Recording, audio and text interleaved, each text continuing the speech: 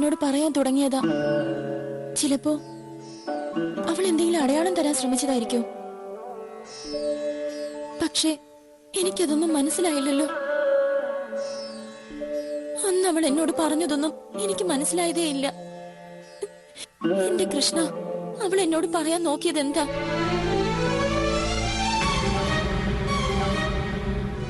അതെന്താന്ന് ഞാൻ എങ്ങനെ മനസ്സിലാക്കും? എന്തെങ്കിലും ഒരു പോംവഴി കാണിച്ചതാ എന്റെ ഭഗവാനെ. അനുക്കുഞ്ഞെ, ദേ ഇത് പൂജയ്ക്ക് വേണ്ടി എടുത്ത പാത്രങ്ങളാ. എനിക്ക് ഓർമ്മ വന്നതെല്ലാം എടുത്തിട്ടുണ്ട്.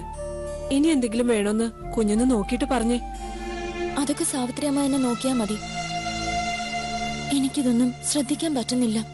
അതുകൊണ്ട് ഏതാണ്ട് എല്ലാം എടുത്തിട്ടുണ്ടെന്ന് എനിക്ക് തോന്നുന്നു. എങ്കിൽ പിന്നെ എല്ലാം ഇവിടെ തന്നെ വച്ചേക്ക് സാവിത്രി അമ്മേ.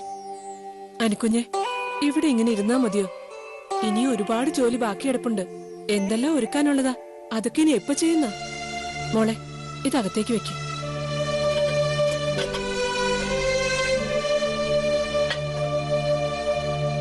അനുചേച്ചി, പൂജാമുറി ഞാനും കൂടെ ഒരുക്കിക്കോട്ടെ. നിനക്കതൊക്കെ അറിയോ?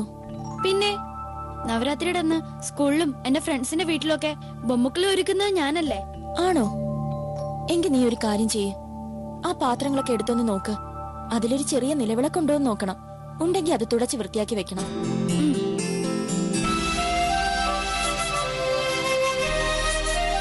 അല്ല, ജഡ്ജി സാർ എന്താ ഇവിടെ തന്നെ ഇരിക്കുന്നേ? ആരെങ്കിലും ഫോൺ ചെയ്യുമെന്ന് വിചാരിച്ചിട്ടാണോ? ഞാൻ മാത്രമല്ലല്ലോ, താനും അങ്ങനെ തന്നെയല്ലേ വിചാരിക്കുന്നത്. അതല്ലേ ഇടയ്ക്കിടയ്ക്ക് ഇങ്ങോട്ട് വന്ന് നോക്കുന്നു. അങ്കിൾ. ആ, ശ്രീറാം. Good morning uncle. ഇരിക്കൂ. ഞാൻ ചിന്നുവിനെ പറ്റി എന്തെങ്കിലും വിവരം കിട്ടിയോന്ന് അറിയാൻ വേണ്ടി വന്നതാ. ഇല്ല. പിന്നെ അവിടുന്ന് ആരും വിളിച്ചില്ല. അവിടുന്ന് ആരെങ്കിലും വിളിക്കുന്നതും കാത്തിരിക്കുക ഞങ്ങള്. അനു എന്താ പറയുന്നത്?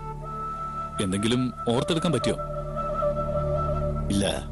ചിന്നു അനുവിനോട് സംസാരിച്ചപ്പോ എന്തെങ്കിലും സൂചന കൊടുത്തിട്ടുണ്ടാവും എന്നൊക്കെ നമ്മൾ വെറുതെ വിചാരിക്കുന്നതാണെങ്കിലോ? അങ്ങനെ ആയിരിക്കില്ല. എനിക്കെന്തോ തിരിച്ചാ തോന്നുന്നത്. എന്റെ അനുഭവം വെച്ചാ ഞാൻ അങ്ങനെ പറയുന്നത്. അന്ന് സെമിത്തേരി വെച്ച് അനു ചിന്നുവിനോട് ഒരുപാട് നേരം സംസാരിക്കുന്നത് ഞങ്ങൾ കണ്ടതാ. അതുകൊണ്ടാ അക്കാര്യത്തിൽ ഇപ്പോഴും കൺഫ്യൂഷൻ ഉള്ളത്. ഒരു കാര്യം ചെയ്യാം, ഞാൻ അനുവിനെ ഇങ്ങോട്ട് വിളിക്കാം. ശ്രീരാം ഒരിക്കൽ കൂടി അവളോടൊന്ന് സംസാരിച്ചു നോക്ക്. ചിലപ്പോ അത് പ്രയോജനപ്പെട്ടാലോ? ഇക്കാര്യത്തെ കുറിച്ച് അനുവിനോട് മുമ്പേ സംസാരിച്ചല്ലേ. ഒന്ന് റിലാക്സ് ആവുമ്പോ അനുവിന് തന്നെ ഓർത്തെടുക്കാൻ കഴിയുമെന്നാ ഞാൻ വിചാരിക്കുന്നത്. പക്ഷേ ഒന്നും ഓർമ്മ വരുന്നില്ലെങ്കിൽ പിന്നെ ഏതായാലും ഞാൻ അനുവിനെ വിളിക്കാം. അനുവിനോടൊന്ന് സംസാരിച്ചു നോക്കൂ. അവളോട് ചിന്നു പറഞ്ഞ കാര്യങ്ങളൊക്കെ ഒന്ന് വിശദമായിട്ട് ചോദിക്കണം. ചിലപ്പോ ഒരു മിറാക്കിൾ സംഭവിച്ചാലോ?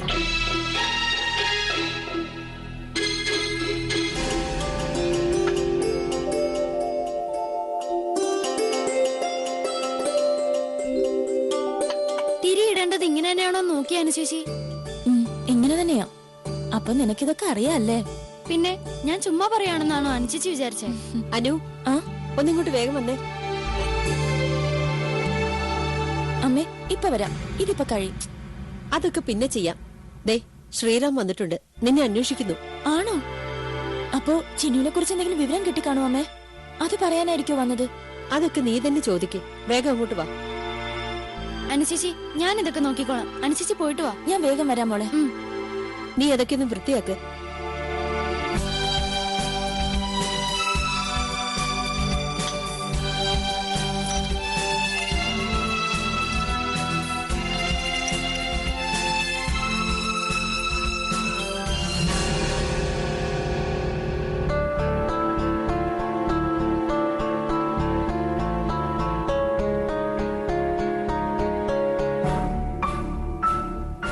അംബികേന്റി, അംബികേന്റി, ശ്രീരാം സാറ് വന്നിട്ടുണ്ട്. ഓ, അതായിരുന്നു കാര്യം. ഇനിയിപ്പോ അവനിടയ്ക്ക് വരും പോക്ക് ചെയ്യാലോ. എനിക്ക് തോന്നുന്നത് ചിലപ്പോ ചിന്നുനെ കുറിച്ച് എന്തെങ്കിലും വിവരം കിട്ടി കാണുന്ന. അത് പറയാനായിരിക്കും അയാൾ വന്നത്. അങ്ങനെയാണോ? ആണോന്ന് ചോദിച്ചാ അതെനിക്ക് ഉറപ്പൊന്നുമില്ല. എന്റെ സംശയം ഞാൻ അംബികേന്റിയോട് പറഞ്ഞേ ഉള്ളൂ.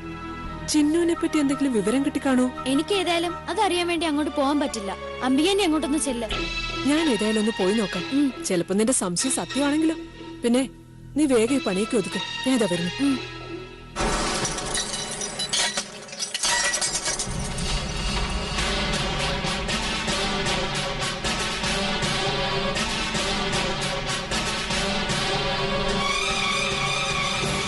ഗുരുവായൂരപ്പ, നീ എന്തോ നടി മീനാക്ഷി ചെയ്തത്? അയ്യോ അംബികാന്റി, ഇനിയിപ്പോ എന്ത് ചെയ്യും? ഇടി മഹാപാപി, ഇത്രയും വലിയൊരു പൂജ നടക്കാൻ പോകുന്ന ദിവസം തന്നെ നീ ഈ കൃഷ്ണവിഗ്രഹത്തിന്റെ കൈ പൊട്ടിച്ചല്ലോ. ഏട്ടത്തെങ്ങാനും അറിഞ്ഞാലേ ഇവിടെ എന്താ സംഭവിക്കുന്നെന്ന് അറിയാൻ പറ്റില്ല. അംബികാന്റി, ഇനി എന്ത് ചെയ്യും? എങ്ങനെങ്കിലും എന്നെ ഒന്ന് രക്ഷിക്ക്. കരഞ്ഞു നിലവിളിച്ച് ബാക്കിയുള്ളവരെ കൂടി അറിയിക്കാതെ മിണ്ടാ നിൽക്കുമെണ്ണേ. എന്ത് ചെയ്യണമെന്ന് ഞാനൊന്ന് ആലോചിക്കട്ടെ. ആ, ഒരു കാര്യം ചെയ്യും, നീ ആ പൊട്ടിയ കഷ്ണം എടുത്തോണ്ട് വാ. എടുത്തോണ്ട് വാ, ചെല്ല്.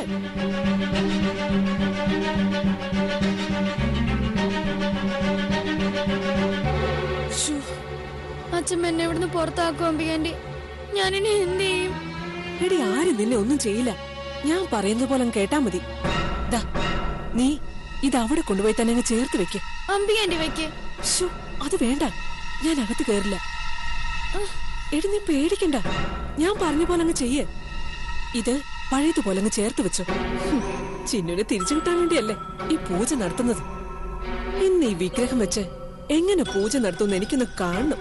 ആ, നീ ഇതെങ്ങനെയെങ്കിലും ആ പഴയ സ്ഥാനത്ത് കൊണ്ടൊന്ന് ഉറപ്പിച്ച് വെക്കേ. ബാക്കിയൊക്കെ ഞാൻ നോക്കിക്കോളാം.